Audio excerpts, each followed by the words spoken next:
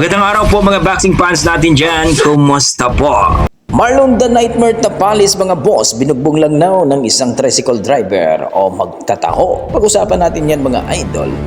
Cuadrolas General Casimero versus Tapalis. Baka isang round lang daw itong si Tapalis, tapos na ang laban. Yan ang ating pag-uusapan ngayon mga boss. Pero kung bago kayo sa ating YouTube channel, baka pwede makahingi ng isang like, subscribe at pakipindot na rin ang ating notification bell mga idol para ma-update kayo sa ating mga bagong video na katulad nito. Well mga idol, nung nakaraang linggo nga no, talaga namang nasaksihan ng ating mga boxing fans ang laban ni Marlon the Nightmare Tapalis kontra kay Yukinori Ogoni ng Japan mga idol. At nakita ng sampayanan mga boss na talagang literal na hindi umubra talaga itong si Marlon Tapalis at na-knockdown pa nga ito mga idol. At nang natamaan sa budiga ay namilipit sa sakit at muntika na itong sumurrender. Buti na lang mga boss ay nasibay the bill ito. Sa unang round up to 4 rounds mga boss, maganda naman ang pinakita ni Marlon Tapalis, no? Pero sa kalagitnaan mga boss ay hindi na ito nakisabay kay Yukinori Ogoni. Ginamit talaga ang haba ni Ogoni mga boss at grabe. Talagang tinalo ang ating pambato by unanimous decision.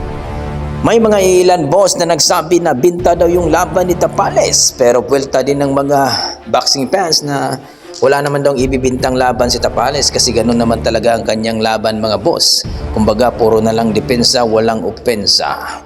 Maswerte nga daw itong si Tapalis ay nanalo pa dito kay Akhmad Aliyev. Marami nagsasabi na dapat nga daw si Akhmad Aliyev ang nanalo nung laban nila.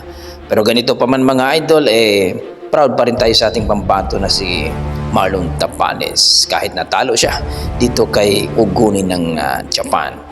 So kayo mga idol, ano masasabi niyo sa laban ni Tapalis at Ogoni? Binta ba yon? Naniniwala ba kayo? Please comment down below mga idol. Sa kabilang banda mga idol, Cuadrolas Casimero versus Marlon Tapalis mga idol. Ayon sa ating mga boxing fans, baka isang round lang daw itong si Tapalis, kawawain lang daw ito ni Casimero. Kung matamaan daw ito sa lip hook ay sigurado daw talaga gagapang daw itong si Marlon Tapalis. Pero ayon sa ating mga boxing fans, baka hindi na daw ito lalaban si Marlon Tapalis sapagkat may takot daw ito ni Casimero. Pero hindi pa rin na imposible mga idol kasi pareho po silang nasa super bantamweight division ngayon.